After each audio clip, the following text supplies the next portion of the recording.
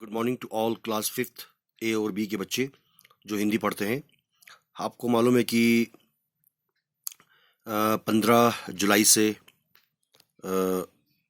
आप लोगों का जो T1 एग्ज़ाम शुरू होने जा रहा है, तो उसके लिए हम लोग जो रिवीजन कर रहे हैं, तो आज हम आपको बता रहे हैं पार्ट 7।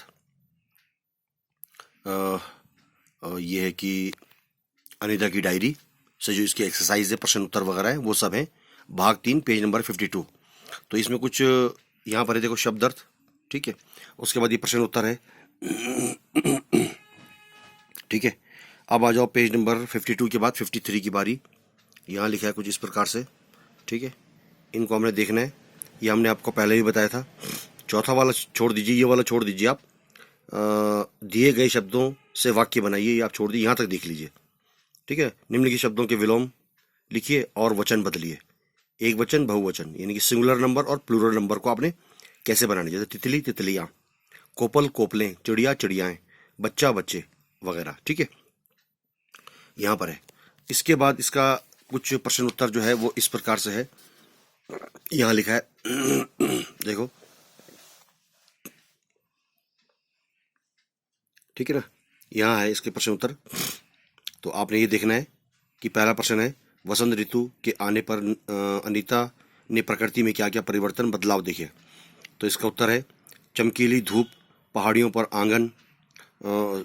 पहाड़ियों पर धूप, आंगन में पेड़ों पर और घरों की छतों पर बर्फ का जमा होना, चारों ओर का वातावरण हरा भरा हो जाना आदि परिवर्तन अनीता ने इस प्रकृति में देखे हैं। दूसरा सवाल है, अनीता का घर कौन कौन से पेड़ों से घिरा हुआ था। आपने इस पाठ में पढ़ा होगा कि विभिन्न प्रकार के पेड़ फल फ्रूट वाले अनीता के घर के इर्द गिर्द थे। तो आपको बताना है कि अनीता का घर जो है अनीता का घर कौन कौन से पेड़ों से चारों ओर से घिरा हुआ था। तो इसका उत्तर है, अनीता का घर अखरोट, सेब, आड़ू, आलू बुखारा और नाशपाती आदि पेड़ों से घिरा हुआ था। इसके बाद है, अनीता के जन्म दिवस पर क्या क्या तैयारियां की गई थी। जब अनीता का जन्मदिन आया तो उसके दिन क्या क्या तैयारियां उन लोगों ने की थी। अनीता के जन्म दिवस पर उसकी मम्मी ने उसे एक सुंदर सी फ्रॉक भेंट में दी थी। आगे देखिए, साथ ही उसके घर को रंग बिरंगे गुब्बारों और मोमबत्तियों से सजा दिया गया था, ठीक है। और केक, मिठाइयाँ आदि चीज़ों से उसका जन्मदिन मनाने के लिए सब लोग तैयार थे। इसके बाद आता है, अनीता का मन पढ़ाई में क्यों नहीं लग रहा था। इसका उत्तर है, क्योंकि होली का दिन था आज। उस दिन जो था वो होली का दिन था। लोग होली मनाने की तैयारी में थे और साथ ही टोलियों में निकलकर होली खेलते हुए रह रहकर होली है कहते हुए जा रहे थे, एक दूसरे को रंग लगाते हुए।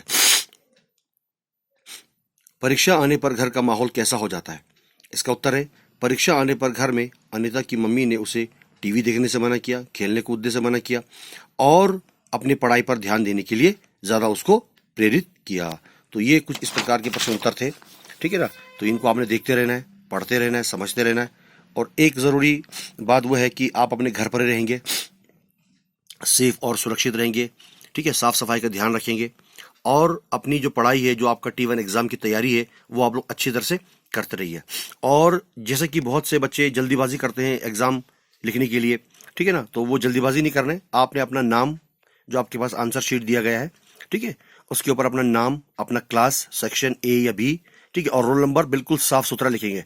कुछ बच्चों ने यूट्यूब में बहुत ही गड़बड़ किया था, तो जिससे कि टीचर को बहुत ज़्यादा दिक्कतें आती है।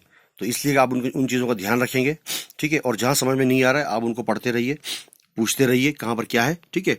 और अपने पढ़ाई जो अच्छी तरह से करते रहिए। तो इंशाल्लाह आगे भी हम आपको और थोड़ा बहुत जो हमारा रिवीजन चलता रहेगा, हम आपको बताते चलते जाएंगे। तो घर पर रहिए, सुरक्षित रहिए, पढ़ाई अच्छी तरह से करते रहिए। और जो साथ साथ जो आपका होमवर्क दिया गया है, उन होमवर्क को आप बहुत ही नीट एंड क्लीन, बहुत ही साफ सुंदर लिखते रहेंगे, डेट और अच्छी तरह से लिखकर, ठीक है। इनको भूलना नहीं है।